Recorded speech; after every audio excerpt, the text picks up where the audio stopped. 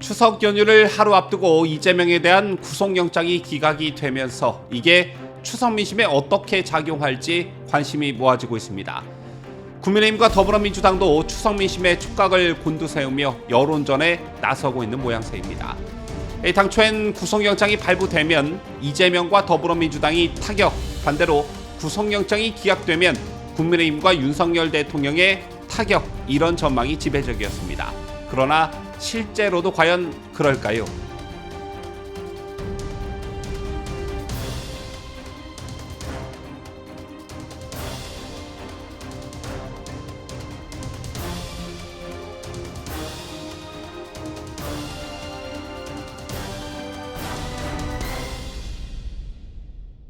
시청자 여러분 안녕하십니까? 뉴스데일리 베스트 민앵커입니다.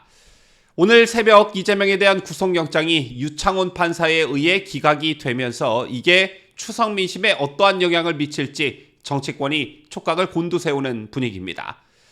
이에 더불어민주당은 윤석열 대통령의 사과와 한동훈 장관의 파면을 주장하고 나섰고, 국민의힘은 다수당의 횡포와 개딸의 팬덤 현상으로 인해 유창훈 판사가 정치적 판단을 했다면서 유 판사의 논리적 모순을 집중적으로 지적하고 나섰습니다. 그렇다면 이재명 구속영장 기각 이슈는 추석 민심에 어떤 영향을 미치게 될까요? 이게 궁금해집니다. 자, 아마 추석 연휴를 전후해 이것과 관련한 여론조사가 쏟아질 듯한데, 결론부터 말씀드리자면 이재명의 구속영장 기각 이슈는 그 법리적 요소를 떠나 진영 논리에 따라 나뉘게 될 것입니다. 다만 중도층의 민심이 어디에 손을 들어줄 것이냐, 이게 관건이라고 볼 수 있겠는데요. 며칠 전 이것을 가늠해 볼 수 있는 여론조사가 하나 있었습니다. 한국갤럽이 실시한 여론조사였는데, 이재명에 대한 국회 체포동의안이 국회 본회의에서 가결된 다음 실시된 여론조사에서 국민의 46%는 이재명의 구속영장 청구를 정당한 수사 절차로 본다고 답했고, 반면에 부당하다는 의견은 37%였습니다. 물론 10%포인트 가까이 차이가 나긴 했지만 원사이드하게 한쪽으로 치우친 그런 결과는 아니었었지요. 당연히 국민의힘 지지층에서는 86%가 정당한 수사 절차라고 응답했고, 더불어민주당 지지층에서는 72%가 정당한 수사 절차라고 응답했습니다. 또 성향별로 보면 보수층 74%, 진보층 60%가 정당한 수사 절차라고 응답했습니다. 이건 당연하게도 사안의 객관성보다는 진영 논리가 적극 반영된 결과라고 볼 수 있는 것인데, 그렇다면 중도층은 어땠을까요? 중도층에서는 정당하다 45, 부당 40으로 조사됐고, 무당층에서는 정당 37, 부당 29%였습니다. 부당하다보다 정당하다는 답변이 우세했다, 이렇게 볼 수 있는데, 하지만 구속영장은 결국 기각됐고, 이제 민심이 어떻게 움직일까, 어떤 반응을 보일까, 어떻게 변화할까, 이게 궁금해집니다. 지금부터 민심을 한번 예측해 보도록 할 텐데, 다 아시겠지만 구속영장이 기각됐다고 무죄가 선언된 것은 아닙니다. 한동훈 장관의 말대로 이재명의 구속영장이 기각됐다고 해서 죄가 없다는 뜻은 아니라는 것이지요. 다만 법원의 구속영장 기각은 야당 탄압과 정적 제거의 혈안이 된 윤석열 검찰 독재 정권의 경종을 울린 것이란 민주당의 일방적 주장이 다소 힘을 얻을 가능성은 있습니다. 말도 안 되는 얘기지만 민주당의 저런 선전선동에 훅 하고 넘어가는 국민이 구독자 여러분들 주변에도 적지 않게 있을 것입니다. 그렇다면 반대 논리는 어떻게 가져가야 하냐? 이게 여러분께서 추석밥상에 올리셔야 할 그런 중요한 대목이 아닐까 생각하는데, 결론부터 말씀드리자면 특혜입니다. 국민의 눈에 권력을 가진 특정인이 너무나 큰 혜택을 받는다는 여론이 형성되고, 이게 민심의 대세를 이뤘을 때 여론은 바로 뒤집혀지게 되어 있습니다. 당장 구속은 면했지만 이재명과 민주당의 역풍이 불 수 있다는 것입니다. 여기서 말하는 역풍이란 두 가지를 들 수가 있습니다. 이재명과 민주당에 대한 역풍, 이거 한 가지와 이대로 사법부를 가만히 내버려둬서는 안 된다, 뭔가 특단의 조치가 필요하다는 이른바 사법부 개혁의 필요성이 집중적으로 대두될 가능성이 높습니다. 여기서 논란의 중심에선 유창훈 판사의 커다란 실수가 국민에게 문매를 맞을 가능성이 높다는 점을 말씀드리고 싶습니다.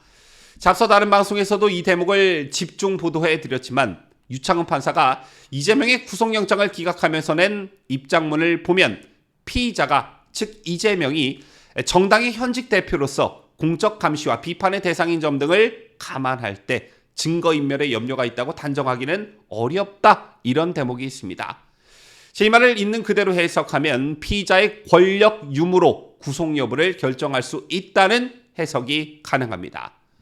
과거 이재명이 정당의 대표가 아닐 때 벌어진 위증교사 혐의는 인정했기 때문입니다. 과거에는 증거인멸을 했지만 지금은 야당 대표이기 때문에 그러지 않을 것이다. 이게 의미하는 건 피의자의 권력 유무를 구속영장 실질심사에 투영했다는 것입니다. 그럼 당장 어떤 말이 떠오릅니까? 권력이 있는 사람은 불구속, 권력이 없는 우리 같은 일반 시민들은 구속, 유권무죄, 무권유죄라는 신조어가 생길 판국입니다. 가뜩이나 이재명에 대한 체포동의안이 국회로 넘어왔을 때 이재명과 더불어민주당이 자신들이 국민들께 했던 약속을 스스로 어기고 뒤집고 부결을 주장하면서 국민들로부터 큰 비판을 받았고 국회의원의 불체포 특권을 이참에 아예 없애야 한다는 여론이 들끓었습니다. 이 논란의 본질은 국회의원에 대한, 즉 권력자에 의한 지나친 특혜 논란이었습니다. 그런데 이것도 모자라 모든 국민이 법 앞에 평등하다는 것을 보여줘야 할 법원이 야당 대표라는 이유로 구속영장을 기각했습니다. 이게 국민들 눈에 어떻게 비춰지겠냐라는 것이죠. 따라서 이 점이 여론에 적극적으로 많이 부각돼야 한다. 그러면 반드시 이재명과 더불어민주당이 역풍이 불 것이다. 이렇게 생각합니다. 그리고 또 한 가지, 사법부에 대한 역풍입니다. 다른 의미로는 사법부에 대한 국민적 저항 내지 사법부에 대한 개혁 열풍이 불어야 한다. 이 점을 강조드리고 싶습니다. 기억하고 계시다시피 김명수 대법원장 임기 동안 수많은 편향 논란이 일었습니다. 실제 김명수 법원에 의해 특정 성향의 인사들이 재판에서 어떤 혜택을 보고 중대한 법원의 판결이 있을 때마다 이념에 입각한 또는 정치 성향에 입각한 판결이 그야말로 속출했습니다. 아무리 검찰이 명백한 증거를 제시해도 묵살당했고 고비고비 때마다 좌파들의 손을 들어주는 판사들이 불현듯 등장했습니다. 어김없이 등장했습니다.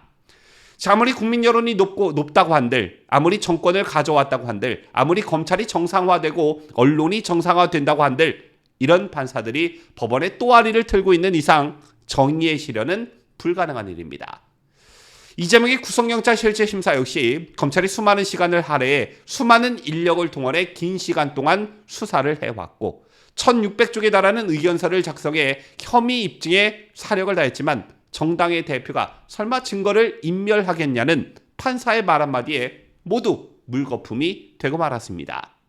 이런 맥락에서 조국 사태가 언제인데 조국은 아직도 구속되지 않고 북 콘서트를 하면서 전국을 돌고 있고 최강욱과 윤미향 이슈가 터진 지 언제인데 법원의 생명연장 노력 덕분에 국회의원 임기를 거의 마칠 수 있게 됐습니다.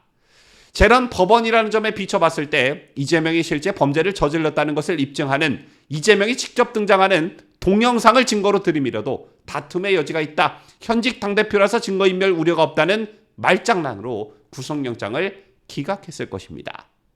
따라서 윤석열 정부가 들어서고 비정상화에 정상화라는 기치를 내걸고 언론 정상화, 검찰 정상화, 국정원 정상화, 민노총 등 노동단체 정상화 등등등 많은 정상화들이 이루어지고 있지만 사법부에 대한 정상화가 이루어지지 않는다면 앞으로도 이러한 일들은 계속해서 반복해서 일어날 수밖에 없는 것입니다.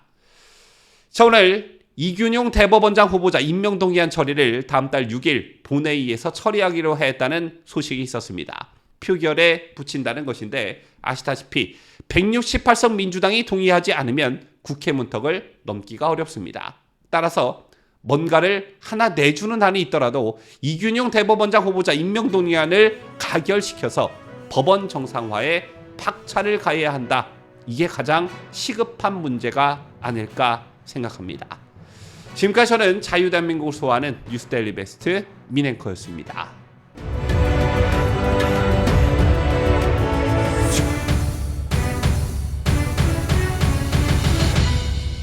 함께해요. 뉴스 데일리 베스트